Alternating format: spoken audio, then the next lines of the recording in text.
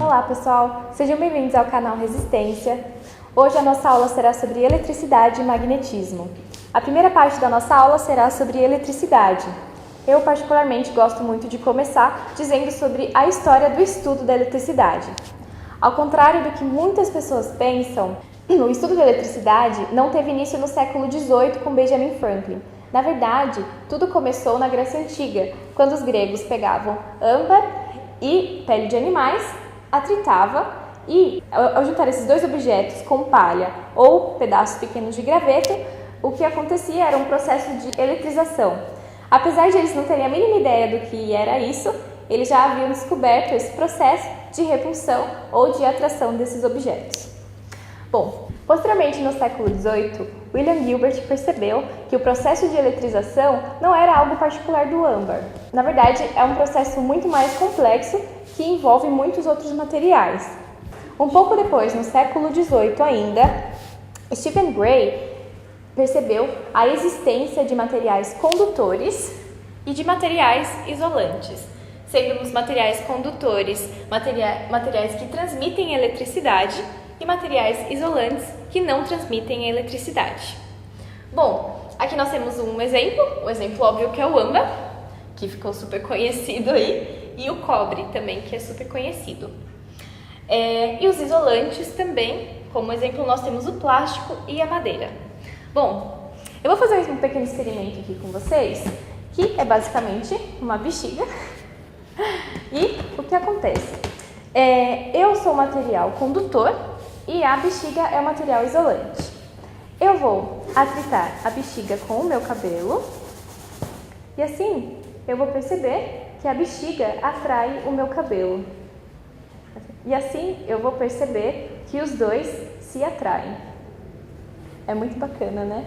Bom, eu vou continuar com um outro experimento também, que eu acho muito legal, que é de basicamente eu fazer a mesma coisa, esfregar na minha cabeça, e aí, vir aqui e pegar o papel. É muito bacana, né, gente? Finalmente entra o Benjamin Franklin, que ainda no século XVIII classificou, por exemplo, o próton como um elemento de carga positiva e o elétron como um elemento de carga negativa. Uma coisa fundamental que a gente precisa saber é sobre a estrutura de um átomo. Bom, o que acontece? Como, por definição, os nêutrons e os prótons ficam localizados no núcleo do átomo. Lembrando que isso daqui é só um modelo, existem vários outros tipos de átomos, mas sempre obedecendo a regra de que os nêutrons ficam no núcleo, assim como os prótons também. E o elétron, por sua vez, circunda esse núcleo. Bom, com isso, a gente pode começar a parte mais teórica da nossa aula. Aqui nós temos que a carga vai ser igual ao número de elétrons vezes a carga elementar, que no caso é essa daqui, né? Então, com apenas essa multiplicação aqui, a gente consegue saber qual é o valor da carga, ou seja, quantos elétrons estão presentes dentro de um átomo.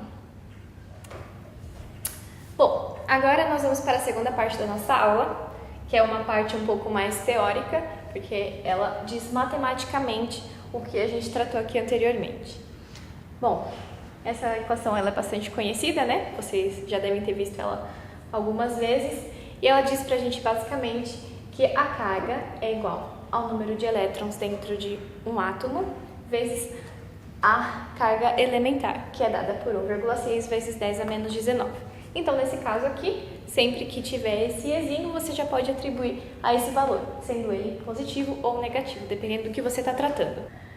Bom, agora uma das partes mais importantes da nossa aula é a lei de Coulomb. O que ela diz pra gente? Ela diz que o produto das cargas vezes a constante de proporcionalidade, que é dada por 9 vezes 10 a 9 Newton-metros ao quadrado por Coulomb. Bom, voltando aqui, o produto dessas cargas vezes essa constante sobre a distância ao quadrado nos diz o que é a força elétrica, de interação entre eles, claro.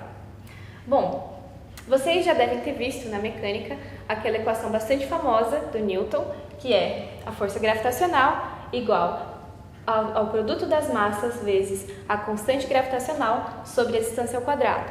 Bom, essa equação da lei de Coulomb ela é análoga, o que é muito interessante, né?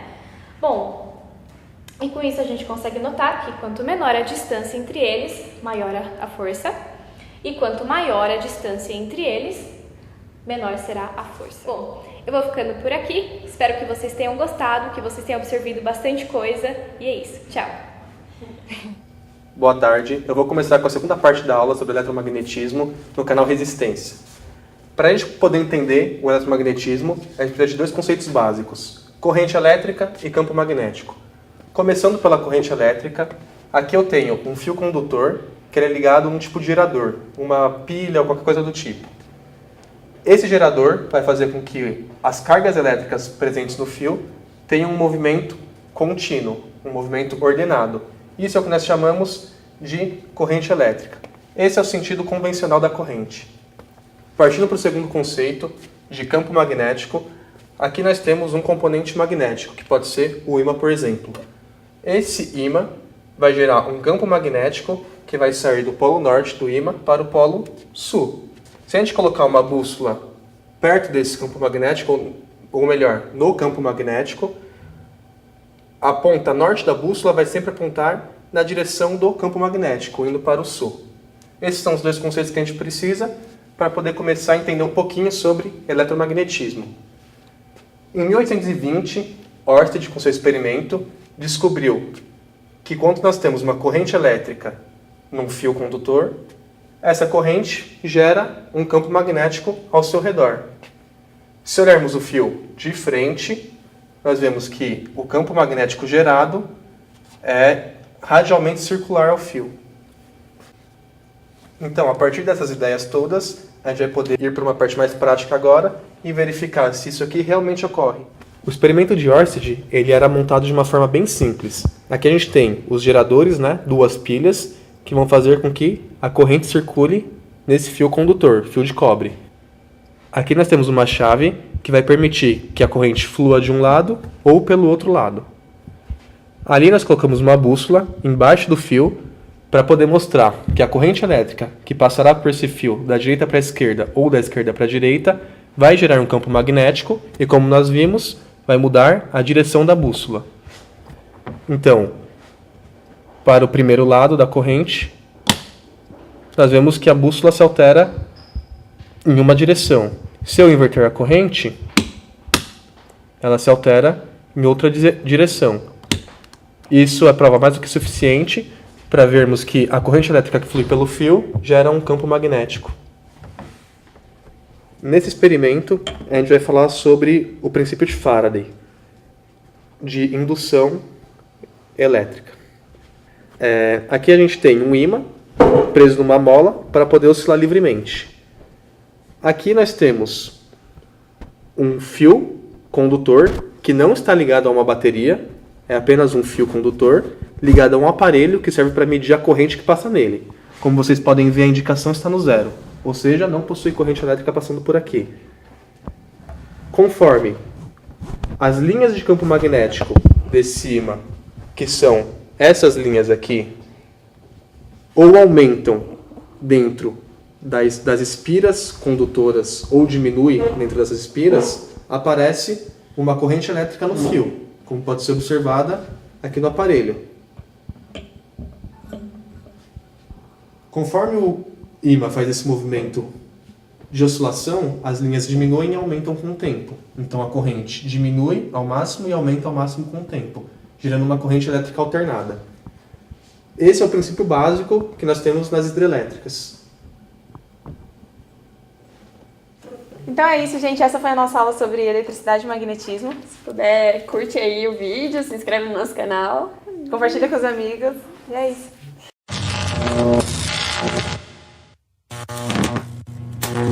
Percebeu? Mano, tem um mosquito na minha cara, velho. Vai tomar um mosquito. Eu não posso falar palavrão no vídeo. Acho que não. Tá, tudo bem. O importante é o slide no vídeo. Agora tá. Agora tá filmando. Se vocês gostaram do vídeo, se inscreve no canal, deixa um like Compartilha com seus Compartilha amigos com seus vestibulandos. Mas não se esquece de escrever. Ele fez uma cara de... O que a gente vai falar? Eu não vou falar, eu vou fazer a mãozinha do se inscreve lá, ó. Se inscreve no canal, deixa o seu like. Sempre quis fazer isso, minha vida de virar youtuber finalmente tá acontecendo. Finalmente tá acontecendo. Vamos lá, gente, o que a gente fala? O que acontecia era um processo de eletrização. O que acontecia era um processo.